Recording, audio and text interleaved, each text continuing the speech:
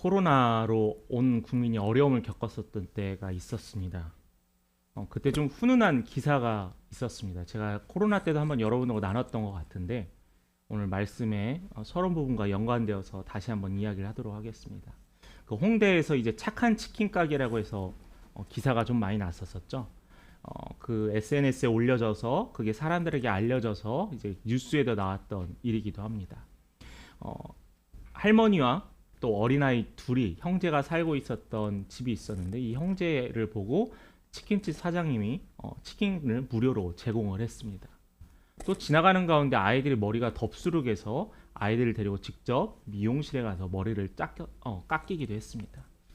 근데 이 사실이 사람들에게 알려져서 사람들 사이에 홍대 착한 치킨 가게라는 닉네임이 붙게 되었습니다. 그래서 이 소식을 들은 사람들이 돈줄이라고 하죠. 많은 사람들이 이 치킨 가게에 주문을 하기 시작했고요. 멀어서 못 가는 사람들은 주문을 못 하는 사람들은 성금을 그 가게에 보내기도 했습니다.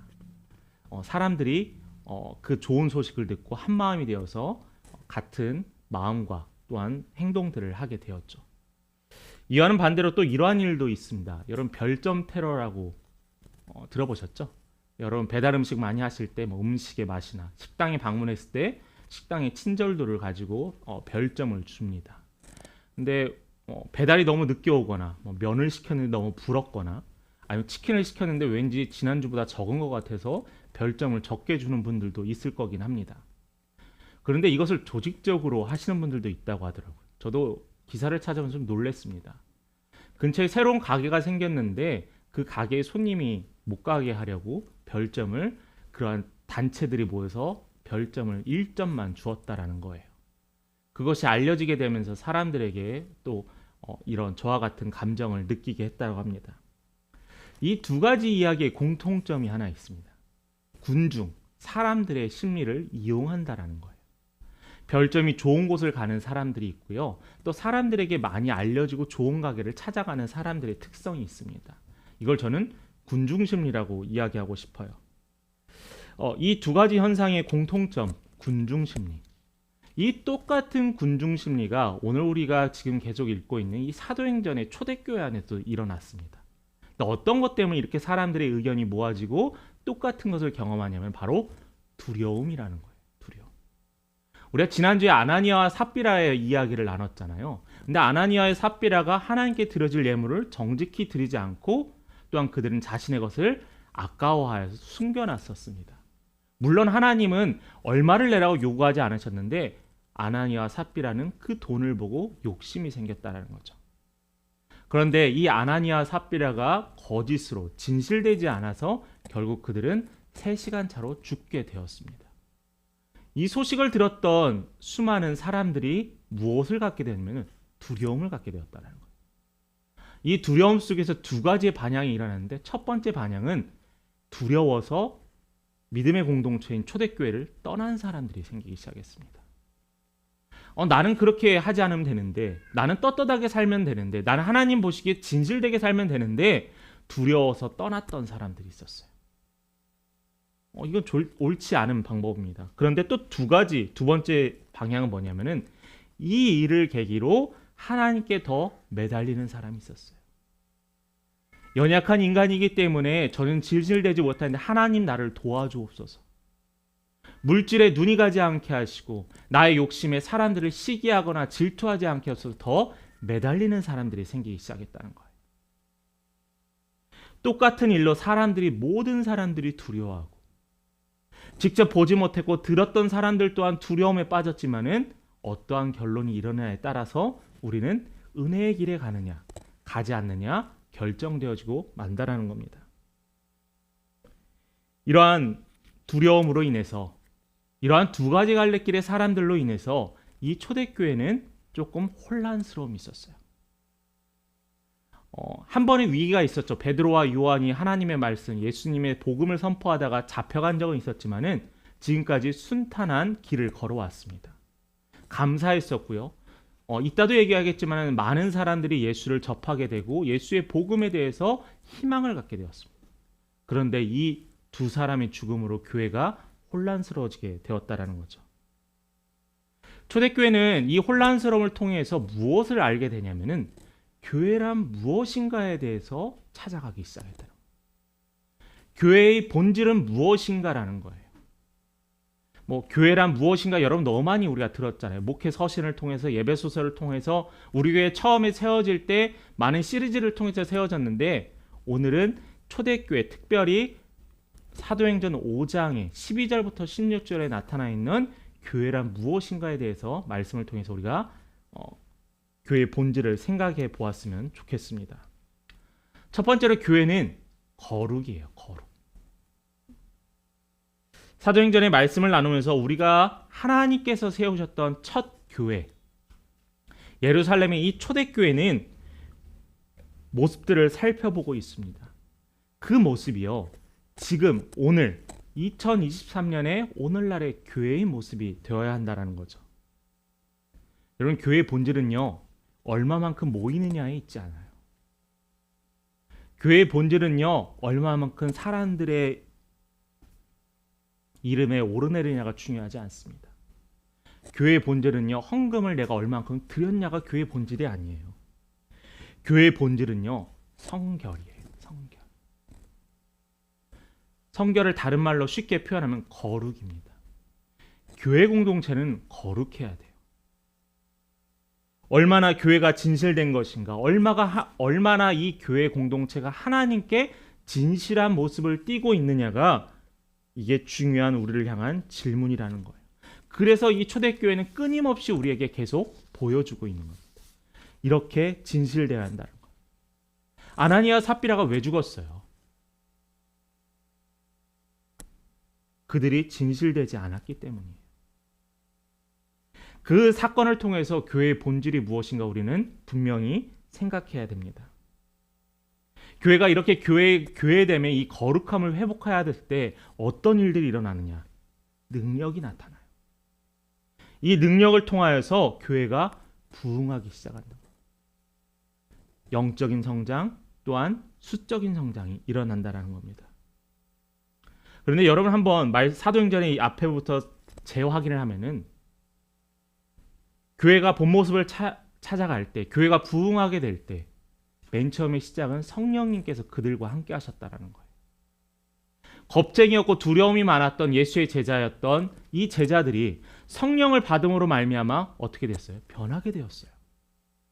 수많은 사람 앞에서 당당하게 말씀을 선포하게 됐어요. 일주일 전, 한 달 전, 약 40일 전, 50일 전에만 해도 예수를 믿는 사람을 잡아서 죽이려고 했던 수많은 사람들 앞에서 예수에 대해서 선포하기 시작했다는 거예요. 예수에 대해 선포했더니 사람들이 마음이 변하기 시작했습니다. 사람들이 마음이 변하기 시작해서 교회에 모이면서요. 자신의 것들을 서로 통용하기 시작했어요. 서로 나누기 시작했어요. 이런 기적 같은 일들이 계속 생겼다라는 거예요. 초대교회 안에. 자, 그런데 더 놀라운 것은 그들 안에 기쁨이 있었다라는 겁니다. 내 것을 나누는 거 참 어렵습니다. 그러죠. 우리가 지난 시간에 공용에 대해서 말씀을 나눌 때도 어렵다라고 이야기했지만 내 것을 나누는 건 어렵습니다. 특별히 내가 궁핍하다고 느낄 때 커피 한 잔 사고 밥 한 끼 같이 사는 게 참 큰 결단이 필요할 때도 있습니다. 그런데 여러분 이 공동체는요. 성령님께서 임하시고 기쁨이 넘쳤던 이 공동체는 자신의 것을 아낌없이 나누었다라는 거예요. 그리고 그들 안에 뭐라고 고백했냐면 기뻤다라고 고백했습니다. 이러한 현상과 사람들의 변화를 보면서 우리는 무엇이 성결이고 어떤 삶이 거룩한 성도의 삶인지를 우리 확인할 수 있었어요. 성령께서 우리 안에 일하시면은 우리가 거룩함이 회복되고요. 또한 죄를 미워하고 하나님 앞에 성결한 공동체가 된다라는 겁니다. 여러분, 교회가 다 왜 욕먹는 줄 알아요? 교회 다니는 성도들이 왜 지탄받는 줄 알아요? 성결하지 않아서예요. 똑같아서 그래요.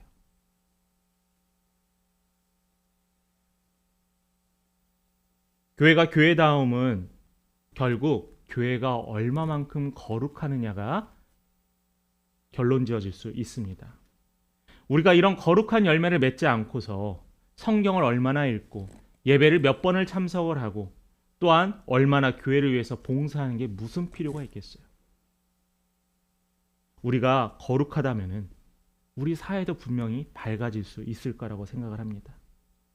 은혜를 구하는 거 당연히 해야 돼요. 당연히 해야 돼요. 성도들의 특권이고 그것도 축복입니다. 그러나 이전에 여러분들의 거룩과 성결한 삶을 위해서 같이 기도하시기 바랍니다.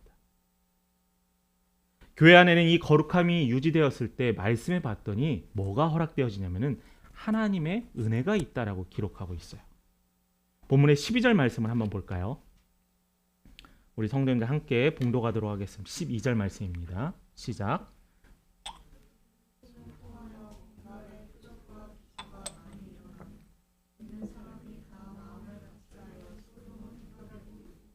자, 여러분 여기서 사도들의 손을 통하였다는 말을 바꾸면은 거룩함을 통하여, 성령을 통하여라고 해석되어질 수 있어요. 뭐가 일어났대요? 그런데 많은 기적이 일어났다고, 기사가 일어났다고 했습니다. 15절과 16절입니다. 15절의 말씀은 어떤 기사가 일어났냐면은 병든 사람을 메고 거리에 나가 침대와 요위에 누이고 베드로가 지날 때 혹 그 그림자라도 덮일까 바라고. 이게 뭐냐면은 아픈 자들이 베드로와 요한, 초대교회 성도들의 사도들에게 오기 시작했다는 거. 왜요? 그림자라도 지나가면 그들의 병이 나을 거다라는 소망이 있었기 때문에. 또 16절을 볼까요? 부근에 수많은 사람들도 모여 병든 사람과 더러운 귀신에게 괴로움 받는 사람들을 데리고 와서 다 나음을 입었다라고 했어요. 예루살렘 성 안에 있는 사람뿐만 아니라 그 주변에 있는 사람들까지 와서 단순히 육신의 병뿐만 아니라 귀신 들리고 마음의 병이 있는 사람들까지 다 어떻게 됐대요? 나음을 얻었다라고 기록했습니다. 이게 기적이고 이게 표적이에요. 놀랍게도 초대교회를 찾아온 모든 연약한 자들이 나음을 얻었다라고 기록했습니다. 이게 기적이에요. 이게 하나님의 치유의 역사가 일어난 겁니다. 우리는 이것을 뭐라고 하냐면 표적이라고 해요. 표적과 기적이 비슷할 수는 있습니다. 근데 표적은 뭐냐면은 하나님이 하나님의 되심을 드러내는 것이 표적이에요.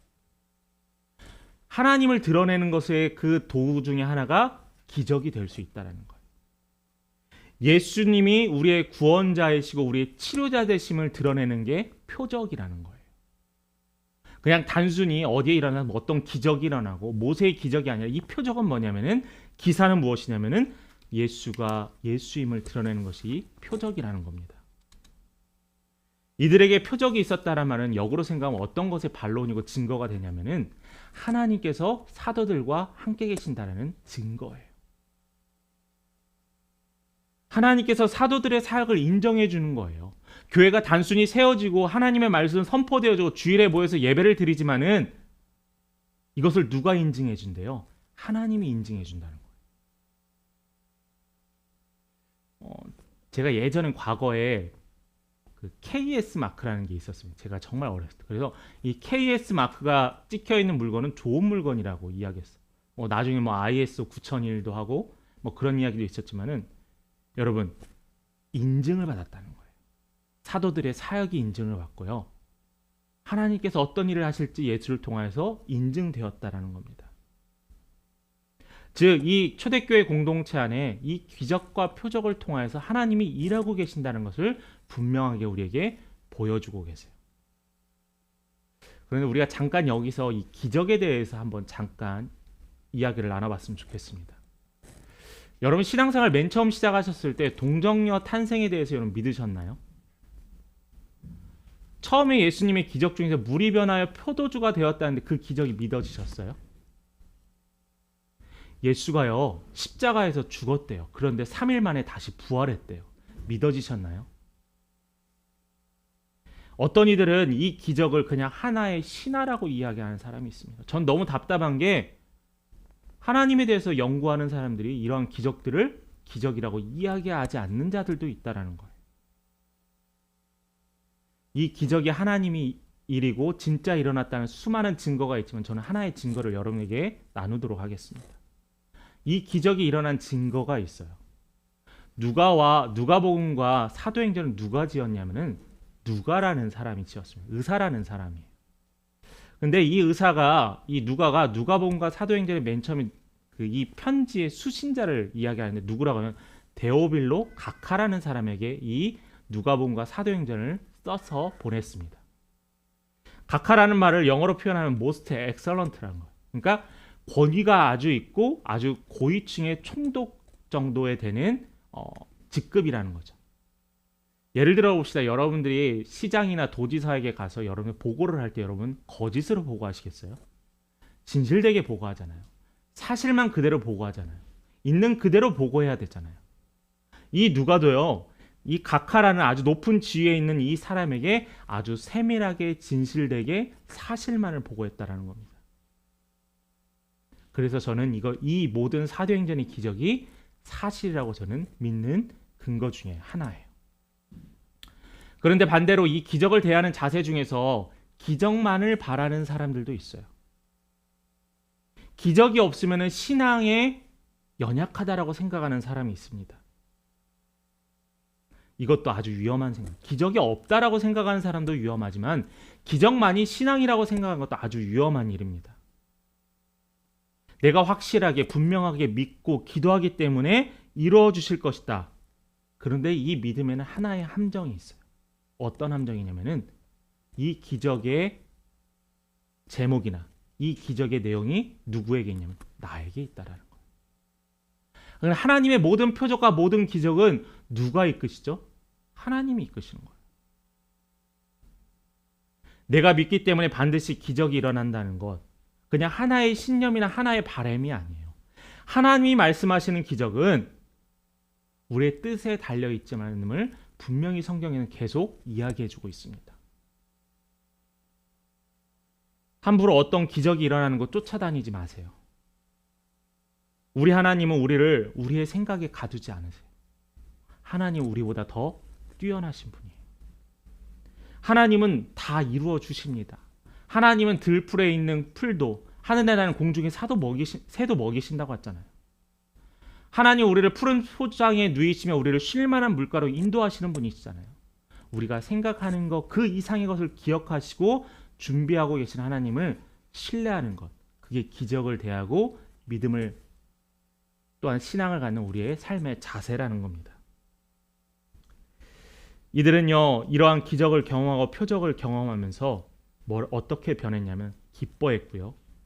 하나님께 더 나아갔고 하나님께 더 예배드렸고 하나님께 더 교제했습니다. 그래서 뭐라고 했냐면 날마다 이 기적을 통해서 믿는 사람들이 더해졌다라고 기록하고 있거든요. 12절의 말씀에 증거가 있습니다. 12절의 중간에 보면은 믿는 사람이 다 마음을 같이하여 솔로몬 행각에 모였다라고 증거하고 있고요. 또 14절 말씀에 보면은 믿고 주께로 나오는 자가 더 많으니 남녀의 큰 무리더라라고 했습니다. 예수를 믿고 구원받는 성도들의 이제 숫자를 기록하지 않아요. 사도행전 초반에 앞부분에 3,000명과 5,000명이 회심하고 돌아왔다고 했잖아요. 이제 뭐라고 기록했냐면 수많은 남녀의 큰 무리가 와서 솔로몬 행각에 모였다라고 기록했습니다. 솔로몬 행각이 뭐라고 했어요? 하나님 말씀 설교하는 강단이라고 했잖아요. 하나님의 말씀이 선포되어지는 곳이라고 했잖아요. 이곳에 사람들이 모이기 시작했습니다. 공동체가 폭발적으로 부흥하기 시작했어요. 왜 모였을까요? 왜냐하면은 은혜 받았기 때문에 모였어요. 성령님의 이끌림에 그들의 삶을 맡겼습니다. 그래서 교회에 자주 가고 싶고 그래서 자꾸 말씀을 듣고 싶은 거예요. 저도 이런 비슷한 경험을 한 적이 있는데 제가 예수님을 경험했던 중학교 2학년 때 당시에 저희 집과 제가 다녔던 교회가 1시간에 버스가 2-3대 정도밖에 다니지 않았던 곳이었어요. 버스를 타도 1시간 정도였어요. 그러니까 중학생이 그 저녁 시간에 버스를 1시간씩 타고 아니면 2번 갈아타고 교회에 갔어요. 왜 갔냐고요? 은혜 받았어요. 찬양하고 싶고 함께 기도하고 싶고 함께 교제하고 싶었어요.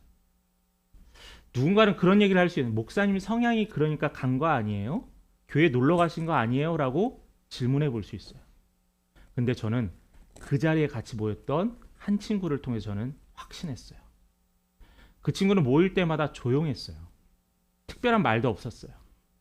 꼭 이야기를 하고 교제할 때 한쪽 옆에서 그냥 듣고만 있었습니다. 근데 제가 보기에 좀 답답하고 안타까운 거예요. 왜 이 시간에 와서, 이 저녁에 와서 말도 않고 그냥 웃고만 있지?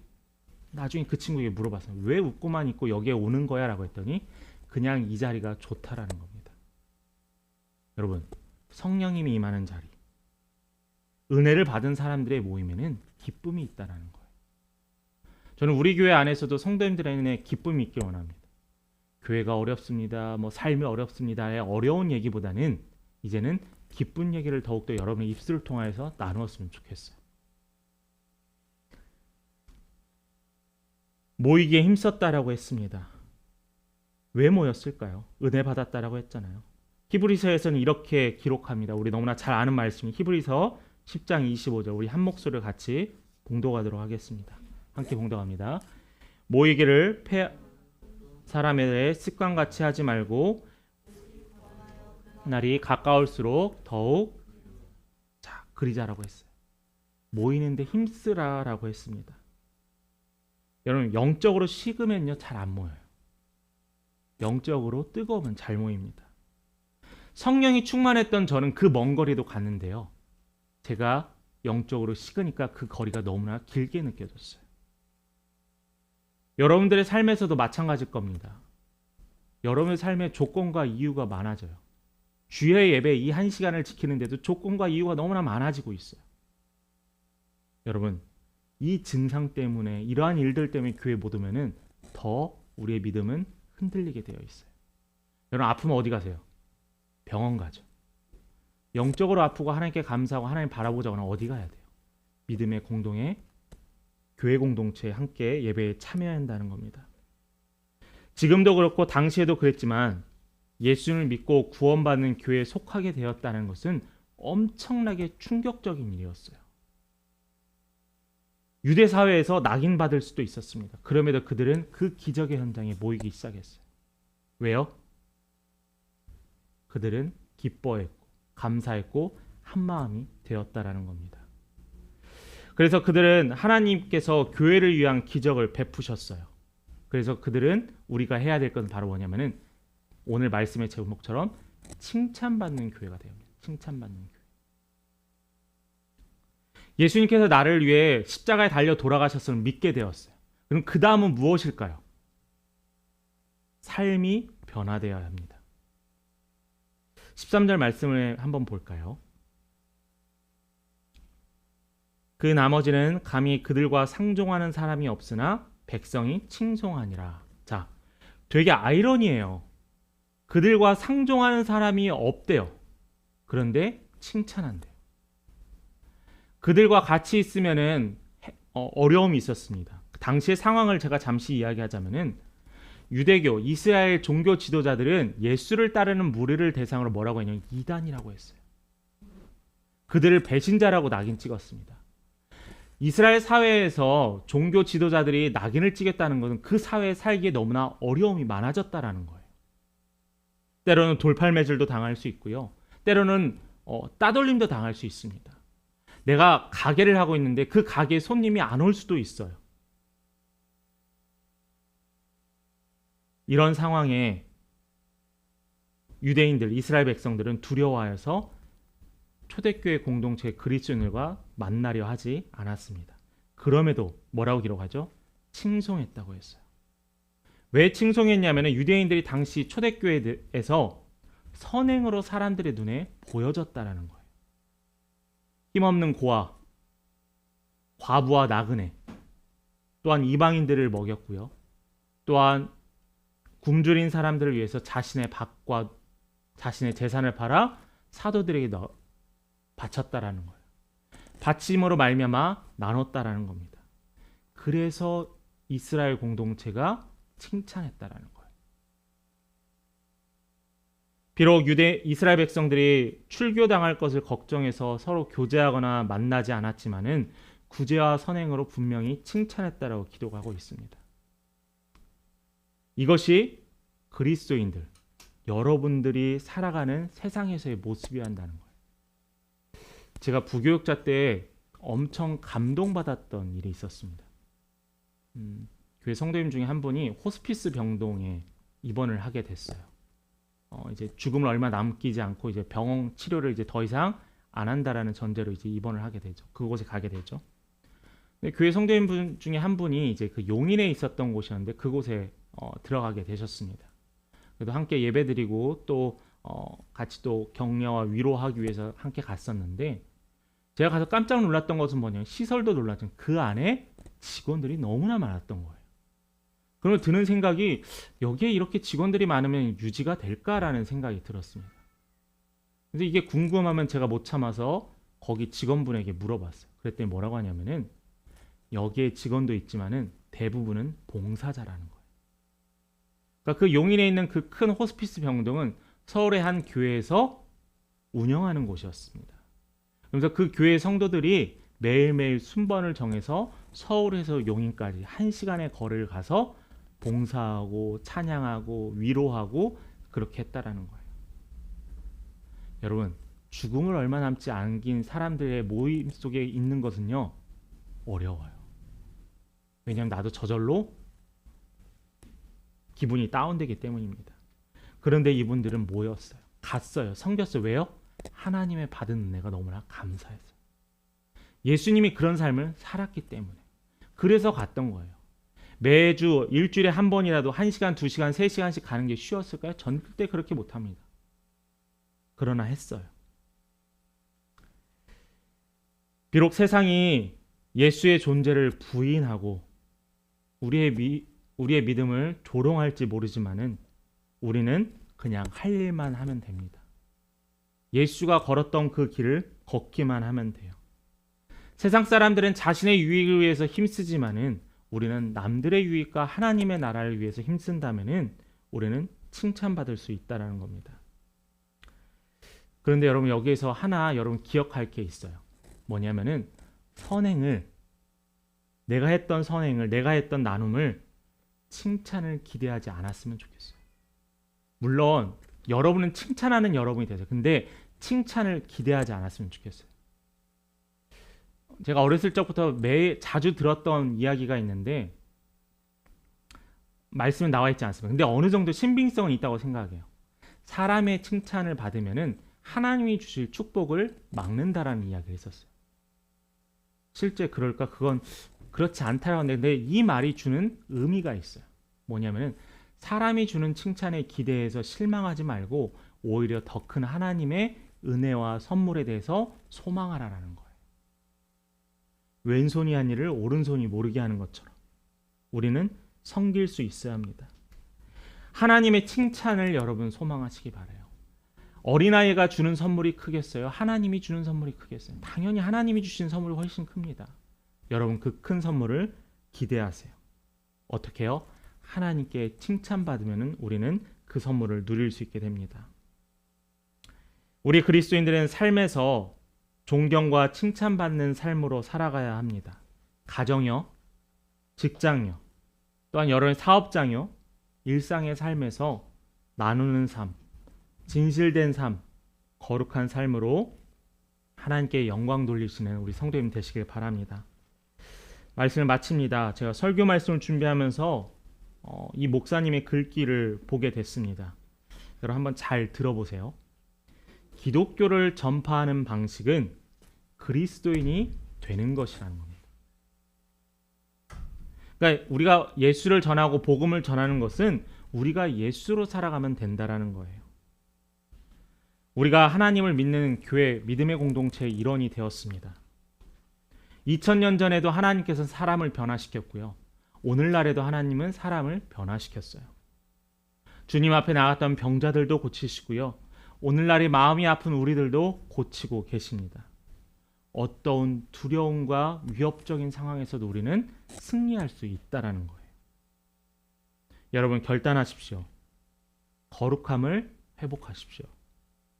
예수의 삶을 살아가세요. 또한 모이기에 힘쓰시길 바랍니다. 그 이후에는 칭찬이 있어요. 하나님의 칭찬이 있어요.